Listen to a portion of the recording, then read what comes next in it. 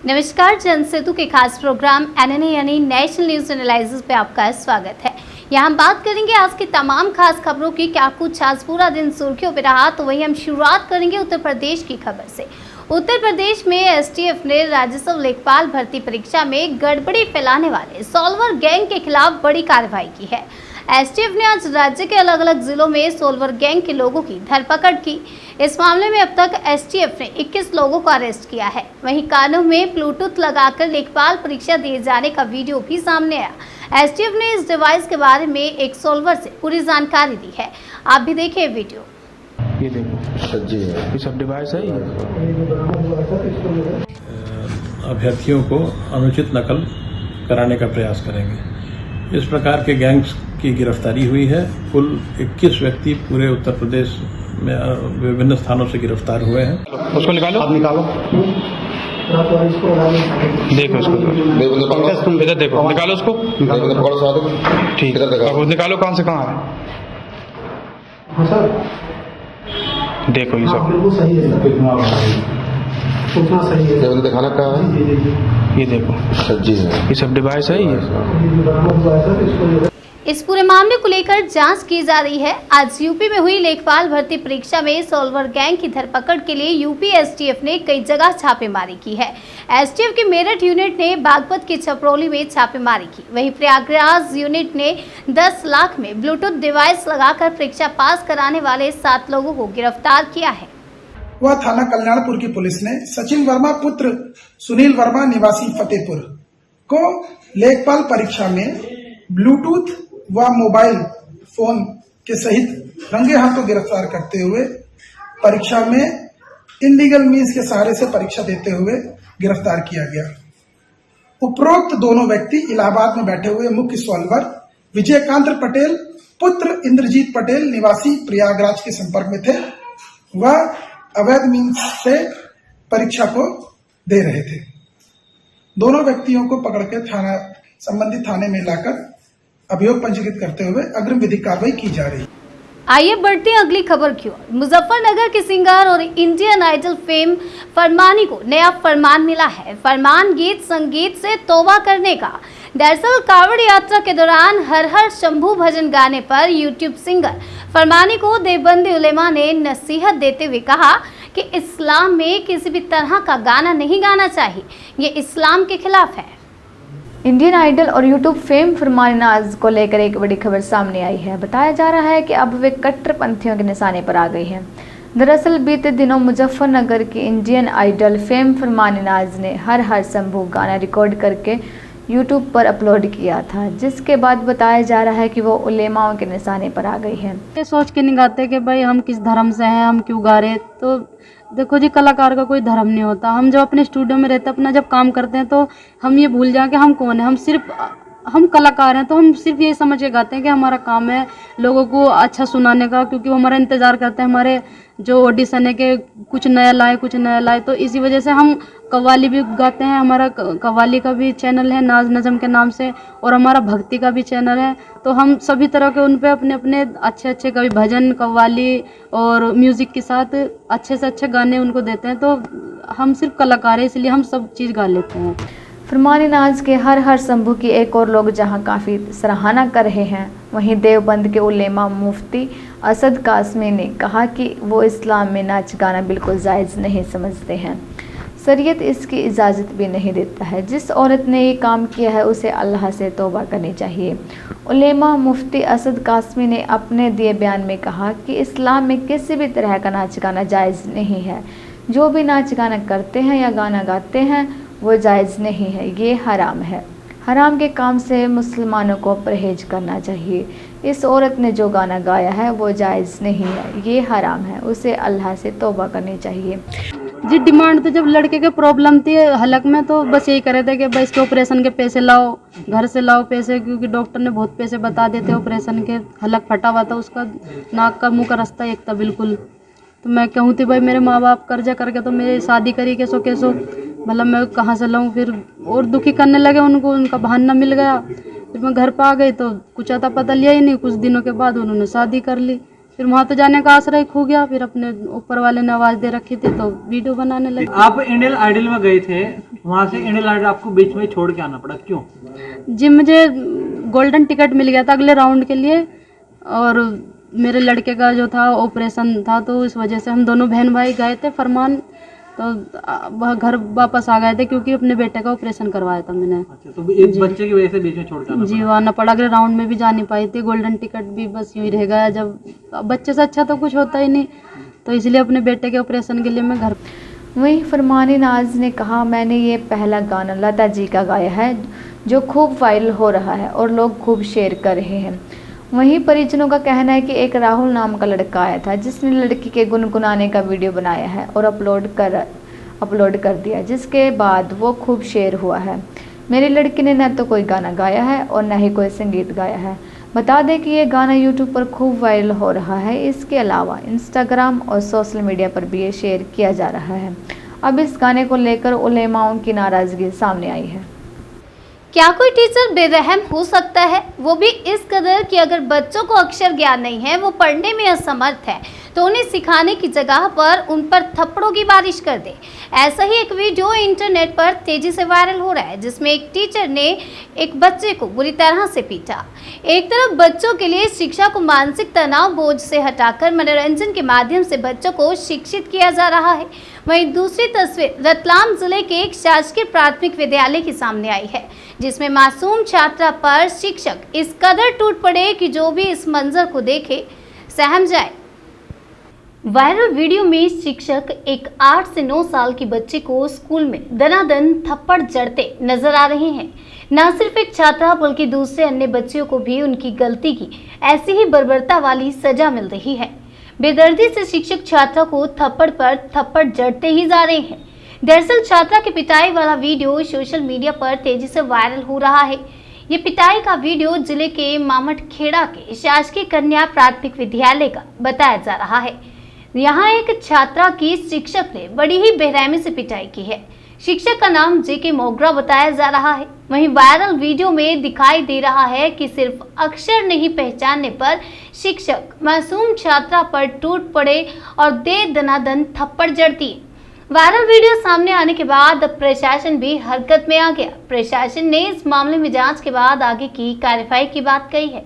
हालांकि कैमरे पर फिलहाल आधिकारिक बयान देने से इनकार किया जा रहा है। शिक्षा विभाग के जावरा ब्लॉक ऑफिसर शक्ति सिंह डोडियार ने बताया कि वीडियो सामने आने के बाद मामला जांच में ले लिया गया है। अब अधिकारी को जांच प्रतिवेदन प्रस्तुत किया जाएगा। इस पर जो आदेश जारी होंगे वैसी ही कार्रवाई की जाएगी। हालांकि इसकी शिकायत छात्रा के परिजनों ने नहीं की है, लेकिन वीडियो सामने आने के बाद जब वीडियो प्रशासन तक पहुंचा तो प्राथमिक जानकारी में स्पष्ट हुआ कि यह वीडियो रतलाम के मामटखेड़ा गांव के प्राथमिक कन्या विद्यालय का है। इसके बाद अब जांच की गई है। प्रतिवेदन शासन को सौंपा जाएगा और आगे की कार्रवाई उच्च अधिकारियों के आदेश के बाद की जाएगी। पात्रा चोल घोटाला मामले में प्रवर्तन निदेशालय ने शिवसेना सांसद संजय राउत को हिरासत में ले लिया है। ईडी की टीम रविवार को राउत के घर पहुंची और उनसे पूछताछ की। इसके बाद ईडी के अधिकारियों ने उन्हें हिरासत में ले लिया। शिवसेना नेता को ईडी दफ्तर ले जाने से पहले राउत के परिवार ने उनकी आरती उतारी। इस दौरान उनकी मां की आंखों में आंसू थे और वे अपने बेटे से गले लगकर रो पड़ी। संजय राउत को ईडी द्वारा हिरासत में लेने पर परिवार के सदस्य भावुक हो उठे। राउत और उनकी मां का गले मिलने का 20 सेकंड का एक वीडियो सामने आया जिसमें संजय राउत भगवा गमछा गले में लटकाए अपनी मां से गले मिल रहे हैं। अपनी मां को गले लगाकर संजय राउत ने कुछ बातें भी कही। बाद में उनकी मां आंसू पोंछती नजर आई। साथ ही ईडी ऑफिस जाने से पहले संजय राउत की आरती भी उतारी गई। इसके साथ ही संजय राउत ने मीडिया से कहा कि मेरे खिलाफ झूठे कागज लोगों को मार मार कर बनाए जा रहे हैं। उन्होंने कहा कि इससे शिवसेना कमजोर नहीं होगी। संजय राउत झुकेगा नहीं, शिवसेना छोड़ेगा नहीं। इस मामले में ईडी की 3 टीमें अलग अलग जगहों पर सर्च अभियान चला रही हैं। इनमें से एक टीम संजय राउत के मुंबई निवास पर पहुंची। संजय राउत ने पात्रा चौल भूमि घोटाले में अपनी किसी भी भूमिका से इनकार किया है। साथ ही राउत ने कहा कि महाराष्ट्र और शिवसेना की लड़ाई जारी रहेगी। देश के लाखों पेंशनर्स के लिए बड़ी खुशखबरी है। सरकार ने देश के 73 लाख पेंशन भोगियों के लिए खास सुविधा शुरू की है, जिससे अब आप मिनटों में अपना डिजिटल लाइफ सर्टिफिकेट सबमिट कर सकते हैं। पेंशन भोगियों की सुविधाओं को ध्यान में रखते हुए केंद्रीय श्रम और रोजगार मंत्रालय ने चेहरा प्रमाणीकरण तकनीक की शुरुआत की है। क्या कुछ है ये पूरी जानकारी, चलिए आपको देते हैं। चलिए आपको बताते हैं क्या जानकारी सामने आई है। केंद्रीय श्रम और रोजगार मंत्री भूपेंद्र यादव ने जानकारी देकर बताया कि अब पेंशन भोगी एक डिजिटल जीवन प्रमाण पत्र दाखिल करने के लिए चेहरा पहचान सुविधा की मदद ले सकते हैं। बता दें, बुढ़ापे की वजह से कई बार पेंशन धारकों को अपने बायोमेट्रिक से मिलान में परेशानी का सामना करना पड़ता है, जिसको ध्यान में रखते हुए ये सुविधा शुरू की गई है। श्रम मंत्रालय की ओर से जारी किए गए बयान में कहा गया है कि पेंशन भोगियों के लिए चेहरा प्रमाणीकरण तकनीक शुरू की गई है। बता दें, पेंशन पाने के लिए हर साल सभी को जीवन प्रमाण पत्र दाखिल करना होता था। इस प्रमाण पत्र के जरिए भी पेंशन भोगी का जीवित होने का प्रमाण दिया जाता है। इसके साथ ही ईपीएफओ के कर्मचारियों को इन नई सुविधाओं को अपडेट करने के लिए ट्रेनिंग की सुविधा की शुरुआत भी की है। इस प्रशिक्षण नीति के जरिए कर्मचारियों और ईपीएफओ के अधिकारियों को इन ऑनलाइन टेक्नोलॉजी का इस्तेमाल करने की ट्रेनिंग दी जाएगी। इसके लिए ईपीएफओ के करीब 14,000 कर्मचारियों को अगले 8 दिनों में इन नई तकनीक को यूज करने की ट्रेनिंग दी जाएगी। मुख्यमंत्री योगी आदित्यनाथ ने सोमवार को बटन दबाकर 1,91,00,000 विद्यार्थियों के लिए उनके अभिभावकों के खाते में जूता, मोजा, school uniform, sweater, school bag, pen, pencil, copy, रबड़ व कटर के लिए 1,200 रुपए ट्रांसफर कर दिए। इंदिरा गांधी प्रतिष्ठान में आयोजित कार्यक्रम में उन्होंने सर्वोच्च स्वच्छता वाले विद्यालय के प्रधानाध्यापकों और ग्राम प्रधानों को स्वच्छ विद्यालय पुरस्कार से सम्मानित किया। कार्यक्रम में कायाकल्प दिव्यांजलि पोर्टल का भी अनावरण किया गया। इस दौरान क्या कुछ बोले मुख्यमंत्री योगी आदित्यनाथ, आइए सुनते हैं। शिक्षकगण, प्रदेश के सभी जनपदों से जुड़े हुए हमारे सभी माननीय जनप्रतिनिधि और बेसिक शिक्षा परिषद से जुड़े हुए सभी हमारे शिक्षक, प्रधानाचार्य और अन्य अधिकारीगण और उपस्थित भाइयों बहनों, प्रदेश के 1,91,00,000 बच्चों को उनके यूनिफॉर्म, बैग, स्टेशनरी, स्वेटर आदि के लिए डीबीटी के माध्यम से धनराशि अंतरण के आज के इस कार्यक्रम के अवसर पर मैं सबसे पहले बेसिक शिक्षा परिषद को इस पूरे कार्यक्रम के लिए हृदय से धन्यवाद देता हूं कि उन्होंने एक समय सीमा के अंदर अपने इस कार्यक्रम को आगे बढ़ाते हुए इस अभियान को तकनीक के साथ जोड़ करके प्रदेश के अधिक से अधिक बच्चों को स्कूली शिक्षा के साथ जोड़ने के अभियान के साथ आज इस कार्यक्रम को आगे बढ़ाया है। मैं इसके लिए उन्हें हृदय से धन्यवाद देता हूं। अप्रैल प्रथम सप्ताह में हम लोगों ने स्कूल चलो अभियान प्रारंभ किया था और मुझे प्रसन्नता है कि इस अवसर पर मुझे भी एक एस्पिरेशनल डिस्ट्रिक्ट श्रावस्ती में जाने का अवसर प्राप्त हुआ था। स्कूल चलो अभियान के अच्छे परिणाम आए। हम लोग पिछले 2 वर्षों से इस बात के लिए चिंतित थे कि आखिर कोरोना महामारी के कारण पूरी दुनिया तबाह हुई है, जनजीवन बुरी तरह प्रभावित हुआ है, जीवन का प्रत्येक तबका किसी न किसी रूप में इस महामारी की चपेट में आया है और उससे प्रभावित हुआ है। लेकिन इस सबसे अधिक प्रभावित क्षेत्रों में से एक है, वह है हमारी शिक्षा और उसमें भी बेसिक शिक्षा। मार्च 2020 में हम लोगों को लॉकडाउन में जाना पड़ा था और लॉकडाउन के साथ ही जब एक कार्यक्रम आगे बढ़ा तो स्कूल, कॉलेजेस लगभग बंदी की ओर चले गए थे। यद्यपि सरकार ने अपने स्तर पर प्रयास किए, दूरदर्शन के अनेक चैनल स्कूली शिक्षा की दृष्टि से बच्चों को उपलब्ध करवाने के लिए नए पाठ्यक्रम के साथ, नए कंटेंट के साथ प्रस्तुत भी किए गए। लेकिन उत्तर प्रदेश जैसे राज्य में, जहां पर एक बड़ा तबका ऐसा है जहां पर बच्चों की आर्थिक स्थिति, उनके परिवार की आर्थिक स्थिति ऐसी नहीं थी कि उनके पास टेलीविजन हो, उनके पास स्मार्टफोन हो, या उनके पास कोई इस प्रकार के साधन हो जिसके माध्यम से वह इसको जान सके, देख सके और उस कार्यक्रम के साथ आसानी से जुड़ सकें। और फिर बेसिक शिक्षा परिषद की जो बेसिक शिक्षा की सबसे बड़ी बुनियादी आवश्यकता है वह कि वह एक ऐसी नाजुक उम्र है जहां पर बच्चे के लिए शिक्षक यानी अभिभावक के साथ साथ शिक्षक का व्यक्तिगत इंटरेक्शन बहुत आवश्यक होता है। और उस स्तर पर विगत 2 वर्ष पूरी दुनिया ने कोरोना महामारी के दौरान जिस भी परिस्थिति का सामना किया वह सबके सामने है। उन स्थितियों में जब हम लोगों ने स्कूल चलो अभियान इस वर्ष पुनः प्रारंभ किया तो मैं धन्यवाद दूंगा कि आज ये संख्या बढ़कर के 1,91,00,000 बेसिक शिक्षा परिषद के स्कूलों में पहुंची है, जिसमें ये बच्चे बेसिक शिक्षा परिषद के स्कूलों तक पहुंचने में सफल हुए।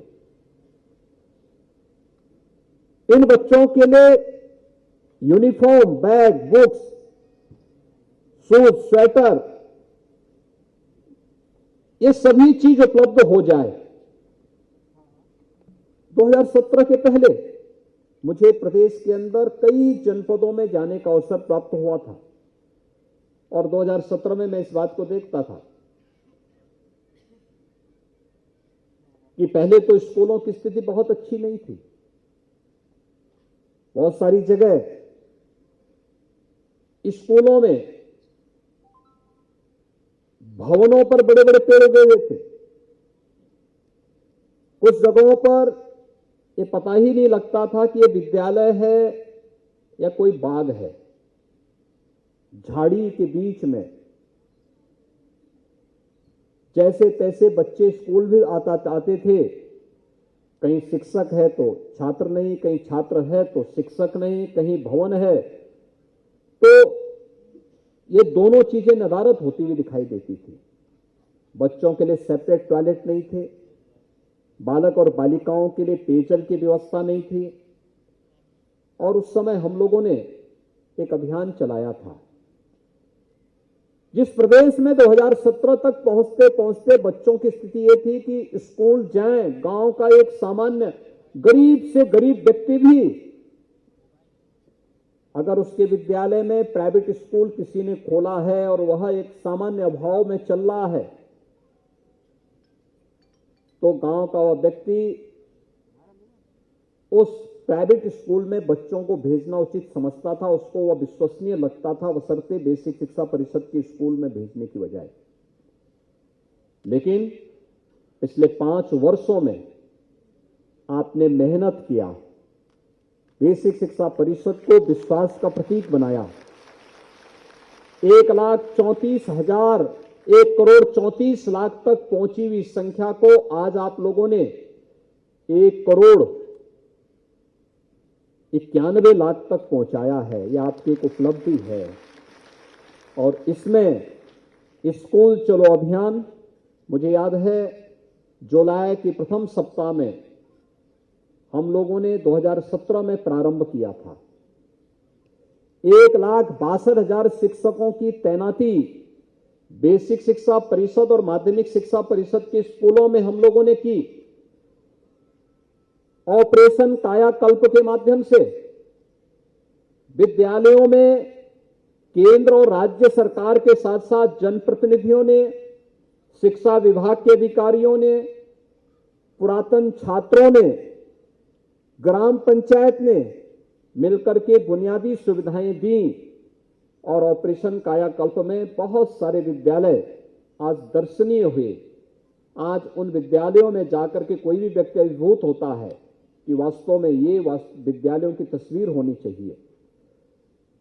मुझे याद है 2017 के पहले 60 से 70% बालिकाएं ऐसी थी जो नंगे पैर जिन्हें स्कूल आने के लिए मजबूर होना पड़ता था। बालकों में भी एक बड़ी संख्या ऐसी थी जो नंगे पैर स्कूल आते थे, जैसे तैसे स्कूल आ गए। लेकिन जब 2 यूनिफॉर्म, जूते, मोजे, स्वेटर, बैग आदि उन्हें मिलना प्रारंभ हुआ, आज बेसिक शिक्षा परिषद का हर बालक बालिका, छात्र छात्रा भी इस बात पर गौरव की अनुभूति कर सकती है कि मैं भी किसी पब्लिक और कॉन्वेंट स्कूल की तर्ज पर अच्छी शिक्षा प्राप्त करने का हकदार हूं। और अपने उस हक के साथ जब स्कूल जाता है, स्कूल में नया पाठ्यक्रम हम लोगों ने लागू किया, नए वहां पर जो अभिनव प्रयोग किए, नवाचार किए, आज उसका परिणाम भी हम सबके सामने देखने को मिल रहा है। और अभी मैं देख रहा था कि अनेक विद्यालयों को स्वच्छता के भारत सरकार से जुड़े हुए स्वच्छता विद्यालय, स्वच्छ विद्यालय पुरस्कार प्राप्त हुए हैं। इसी प्रकार से कायाकल्प विद्यांजलि का पोर्टल भी शुभारंभ यहां पर हुआ, लेकिन बहुत पहले से राज्य में अलग अलग विद्यालयों में इस प्रकार के कार्यक्रम पहले से प्रारंभ भी हुए हैं। इसके साथ ही आधारशिला क्रियान्वयन की संदर्शिका को भी यहां पर विमोचन आज अभी किया गया है। यह हम लोगों ने विगत वर्ष भी, इससे पहले भी इस कार्यक्रम को आगे बढ़ाया था। और साथ साथ एनसीईआरटी के विज्ञान और गणित के किट प्राथमिक विद्यालयों में और उच्च प्राथमिक विद्यालयों में भी इन्हें स्थापित करने की कार्रवाई भी हुई। और आज भी इस किट को यहां पर कुछ प्रधानाचार्यों को प्रतीकात्मक स्वरूप हम लोगों ने यहां पर उपलब्ध करवाया है। दीक्षा ऐप के माध्यम से बच्चे कैसे पारंगत हो सकते हैं और कैसे इसका बेहतर उपयोग कर सकते हैं, यह भी हम लोगों ने देखा है। और निपुण भारत की तर्ज पर प्रदेश के अंदर बेसिक शिक्षा परिषद के विद्यालयों की व्यवस्था को निपुण भारत की तर्ज पर निपुण गांव, निपुण ब्लॉक, निपुण जनपद और निपुण प्रदेश की दिशा में अग्रसर होते हुए भी हम सब ने अपनी आंखों से इसको देखा है। एक बड़ी जिम्मेदारी है आपके ऊपर। याद रखना, मां बाप के बाद सबसे पहले किसी बच्चे का, सबसे पहले उसका किसी से संवाद होता है तो वह अपने आंगनबाड़ी से और बेसिक शिक्षा परिषद के स्कूलों से होता है। इसलिए मैंने यहां पर आज महिला विकास, बाल विकास और पोषाहार विभाग के मंत्री को भी और विभाग के सचिव को भी बुलाया है।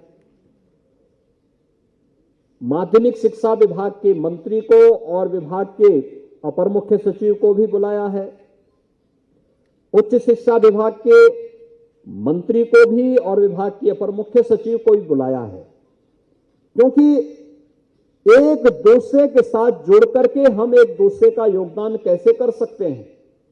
और मेरा ये मानना है कि हम में से जितने लोग आए हैं वे किसी न किसी स्कूल से ही पढ़ करके आगे बढ़े होंगे और तब अपने जीवन के किसी एक पथ का चयन करते हुए हम लोगों ने अपने कार्यक्रमों को आगे बढ़ाया है। जीवन के अलग अलग क्षेत्रों में हम लोगों ने फिर वहीं से जो शिक्षा, जो संस्कार हमें प्राप्त हुए हैं, उन्हीं से जीवन की उपलब्धियों को हासिल करते हुए हम लोग जब आगे बढ़े हैं तो आज समाज के लिए कुछ योगदान देने में हम भी अपने स्तर पर प्रयास कर पाते हैं।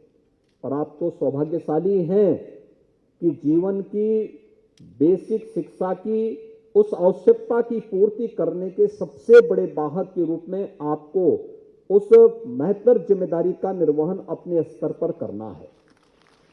6 लाख से अधिक बेसिक शिक्षा परिषद के शिक्षक, शिक्षा मित्र और आंगनबाड़ी से जुड़े हुए हमारे जो आंगनबाड़ी कार्यकर्त्री हैं, उनके द्वारा जिस अभियान के साथ इस कार्यक्रम को चलाया जाता है। निर्दलीय सांसद नवनीत राणा ने सोमवार को शिवसेना संजय राउत पर निशाना साधते हुए पात्रा चाल भूमि घोटाला मामले में गिरफ्तार होने के बाद उनके रवैये की निंदा की। पत्रकारों से बात करते हुए राणा ने प्रवर्तन निदेशालय द्वारा राउत की गिरफ्तारी के बाद उनके हाव भाव को तोला और सवाल किया कि क्या यह एक ऐसे सांसद के लिए उपयुक्त है जिस पर गरीबों के पैसे को सफेद करने का आरोप लगाया गया है। नवनीत राणा ने कहा कि जेल के पीछे जाने वाले वे हैं जो भ्रष्टाचार में लिप्त हैं। अगर कोई व्यक्ति गरीबों के पैसे का दुरुपयोग करता है तो उसके साथ ऐसा होना चाहिए। जिस तरह से वह एक नायक की तरह हाथ हिला रहा था, यह दिखावा कर रहा था कि वह लोगों के साथ खड़ा है। यह एक भ्रष्टाचार के मामले में आरोपी व्यक्ति का रवैया है। मेरा साफ कहना है, हम समय भी वही है, सिर्फ समय चेंज होता रहता है, चेहरे बदल गए हैं हम धर्म के नाम पर, और इन्होंने पावर का दुरुपयोग करके हम जैसे लोगों को जेल के पीछे भेजा।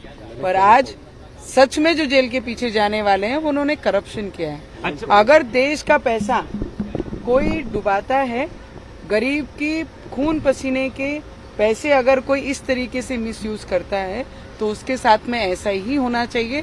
उन्होंने जिस तरीके से कल हाथ वेविंग करके एक ऐसे देश के कोई हीरो हाथ कर रहे हैं और सभी को आश्वस्त कर रहे हैं कि मैं आपके साथ हूँ, करप्शन करने वाले व्यक्ति ने इस तरीका का एटीट्यूड रखना, ये मेरे हिसाब से मुझे गलत लगता है। क्योंकि एक सादे व्यक्ति के घर में अगर एक कांस्टेबल भी पहुंचता है तो उसके घर के परिवार के सभी सदस्य हिल जाते हैं कि मेरे घर पे कौन से कारण ही पुलिस वाले आ गए। पर जिस तरीके से उनका एटीट्यूड था, जिस तरीके से विंडो पे खड़े होके वो अपना हाथ वेविंग कर रहे थे, मैं ताकतवर हूँ, मैं लड़ूंगा। आप लड़िए, लड़ने से कोई मनाही नहीं, पर देश का पैसा अगर कोई करप्शन करता है तो उसे इस तरीके का ट्रीटमेंट उसके साथ होना चाहिए। देश की जनता भी ये चाहती है, गरीब लोग जिनके पैसे खून पसीने के पैसे हैं, अगर वो लीडर हो या कोई बड़ा व्यक्ति हो, उनके साथ में अगर वो गलत करते हैं, देश के पैसे डुबाते हैं, तो उनके साथ ये ट्रीटमेंट होनी चाहिए। अटक झालेली आहे, मराठी प्रतिक्रिया संजय राऊतजींना जे अटक झालेली आहे, बरेचशे दिवसापासून आपण सगळे लोक माहिती काढली, प्रत्येक गोष्टीचं विचारपूस केली आणि मग त्याच्यानंतरच त्यांच्यावर कारवाई करण्यात आलेली आहे। आणि मी पहिल्या दिवशीपासून सांगत आहे, जे लोक बेईमान, आमच्यासारखे लोकांना हनुमान चालीसा वाचलं म्हणून आम्हाला जेलात टाकलं। आज मी ऐकलं राज्यसभामध्ये एक खासदार मेंबर ऑफ पार्लमेंट राज्यसभाचे ते म्हणतात आहे की संजय राऊतांना अटक केली म्हणून आम्हाला त्याच्यावर बोलायचं आहे। तर मी मेंबर ऑफ पार्लमेंट होती, मला तर काही कारण नसताना 124A सेडिशन आणि देशद्रोह लावला, तेव्हा कुठे होते आपले as a member of parliament.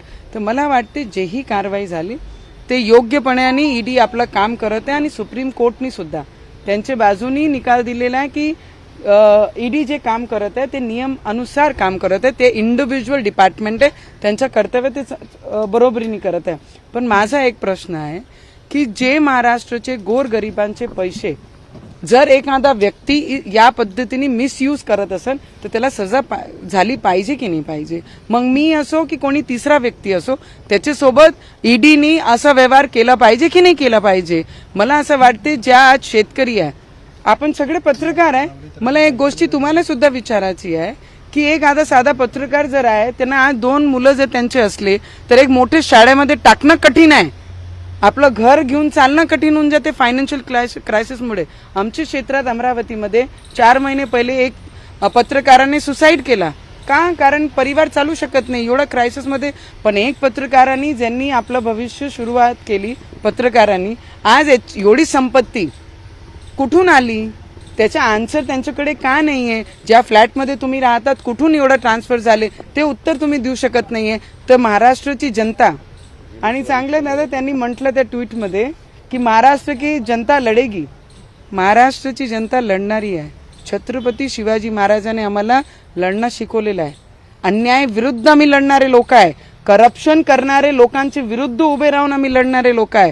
तर संजय राऊतजी, महाराष्ट्राचा आड घेऊन आपण आपलं करप्शन दाबण्याचा प्रयत्न करू नये। आणि जे ईडीनी कारवाई केली, मला वाटते कोणीही असो, कोणत्याही पक्षाचे असो, जर लोकांचे पैशाची बर्बादी या पद्धतीने जर कोणी करत असेल, करप्शन करत असेल, त्याच्यावर कारवाई नक्की झाली पाहिजे। असं म्हणतायत की मराठी माणसांवरती कारवाई केली जाते, महाराष्ट्र तोडण्याचा प्रयत्न आहे। अरे महाराष्ट्राबद्दल आम्हाला गर्व आहे, आम्ही महाराष्ट्रीयन नसतानाही सुद्धा ज्या धर्तीवर आम्ही जन्माला आलो, तीच भूमी आणि तेच समाज आणि तीच मदर टंग आमची आहे, मातृभाषा म्हणजे मराठी। एवढे प्राऊडली जर मी महाराष्ट्रीयन बोलत आहे तर महाराष्ट्राबद्दल आम्हाला गर्व आहे। आणि कुठेही मग त्याच्यामध्ये कोणीही आणू नये की वेस्ट बेंगॉलमध्ये अगर कारवाई होत आहे त्यांना तोडण्याचा प्रयत्न करत आहे. जर तुमच्या घरात 21-21 करोड रुपये सापडून राहिले म्हणजे कुठून येत आहे? 1,000 कोटीचा भ्रष्टाचार जर शिक्षण भरतीमध्ये होत आहे तर त्याच्यावर कारवाई झाली पाहिजे. उत्तराखंडमध्ये 3 आमदारांच्या गाडीमध्ये एवढे मोठे पैसे सापडले, त्याच्यावर कारवाई झाली पाहिजे. आपलं काय म्हणणं आहे की करप्शन केलं पाहिजे? नाही. अरे आमचे गोरगरिबांचे कष्टाच्या घामाचा पैसे आहे ते कोणीही या पद्धतीने मिसयूज केला नाही पाहिजे. भाजपचे अध्यक्ष म्हणतात की शिवसेनेचा अंत होत आहे. भाजपचा मुकाबला करण्याची क्षमता कोणत्याही राजकीय पक्षात नाही. देशात फक्त आता भाजप राहील. हे कुठल्या प्रकारचं राजकारण आहे? हे पहा, भाजप काय म्हणते, दुसरा पक्ष काय म्हणते, त्याच्यावर ना बोलताना मला एवढं माहित आहे ते त्यांची पॉलिटिकल जे आहे. मी आज जे लढत आहे आणि जे मी बोलत आहे ते माझे लोकांच्या हितामध्ये बोलत आहे की माझे महाराष्ट्राचा पैसा कोणीही त्याचा मिसयूज करू नये, त्याच्याबद्दल मी बोलू शकते. आणि भाजपची जी भूमिका आहे ते आपलं मत ते मांडणार आहे. माझी भूमिका जी आहे, माझी भूमिका एवढीच आहे, माझे महाराष्ट्राचे लोकांचे, देशाचे गरीब लोकांचे कष्टाचे घामाचे पैसे कोणीही त्याचा दुरुपयोग करू नये एवढा मी सांगू शकते. आणि याच्यानंतर खूप सारे लिंक संजय राऊतजीकडनं ईडीला भेटणार आहे आणि ते लिंक जर मातोश्रीपर्यंत पोहोचली तर कोणीही आश्चर्य करू नये. संजय राऊत झाले, आता कोणाचा नंबर आहे? नंबर ज्यांनी ज्यांनी घोटाळे केले ते सगळ्यांची लिस्ट येणार आहे आणि 25-30 कंपन्यांमध्ये हे डायरेक्टली इनडायरेक्टली हे मेंबर आहे. त्यांच्यामध्ये पार्टनरशिप म्हणून हे काम केलेलं आहे. महाविकास आघाडीचे एजंट म्हणून यांनी काम केलेलं आहे. तर मला वाटते हे पूर्ण तार आणि लिंक सगळे लोकांनी ज्यांच्यासाठी एजंट म्हणून काम करत होते बरेचसे लोकांचे त्याच्यामध्ये नाव बाहेर येणार आणि मातोश्रीपर्यंत त्याची लिंक पोहोचणार. त्याच्यामध्ये काही दुम्मत नाही. आता अशी टीका केली जाते की जे आधी भाजपमध्ये नव्हते ते आता भाजपमध्ये गेले, त्यांची ईडी चौकशी. मला असं वाटते एका व्यक्तीचे नाव सांगावं की जे भाजपमध्ये गेले आणि त्यांची आता ईडी चौकशी सुरू आहे. घरामध्ये पण कोट्यवधी रुपये सापडले होते, त्यांना अजून अटक झालेली नाही, ते भाजपसोबत गेले. मी आपल्याला एक गोष्टी सांगू शकते दादा, जेही लोकांवर ईडीनी कारवाई केलेली आहे अजूनपर्यंत कोणालाही क्लीन चिट ईडीकडनं भेटलेली नाही. जर असं आहे तर तुम्ही मला नाव सांगा. तुम्ही मला ना विचारताना तुम्ही मला सांगा की या व्यक्ती भाजपमध्ये गेला आणि त्यांना क्लीन चिट भेटलेली आहे. असं एकही नाव माझेपर्यंत आतापर्यंत पोहोचलेलं नाही. जेव्हा ते येईन कुठली कारवाई नाही. प्रताप सरनाईकर मोठी कारवाई झाली, भावना गवळी आहे, प्रताप सरनाईक आहे, मग अशी अनेक नावं आहेत. मी तेच म्हणत आहे, जे ईडी कारवाई करत आहे त्यांनी आतापर्यंत सुद्धा त्यांना कोणी भाजपमध्ये गेला की कोणी महाविकास आघाडीमधून उठून आपण बीजेपीमध्ये गेले आणि इथे वेगळं गुट ज्यांनी बनवला 12 खासदारांनी, त्यांना ज्यांच्यावरही ते कारवाई सुरू होती एकालाही अजूनपर्यंत माझी माहिती अनुसार कोणालाही क्लीन चिट भेटले नाही. आणि नवनीत राणा लोकांच्या हितासाठी लढणारी आहे, कोणत्या पक्षासाठी नाही.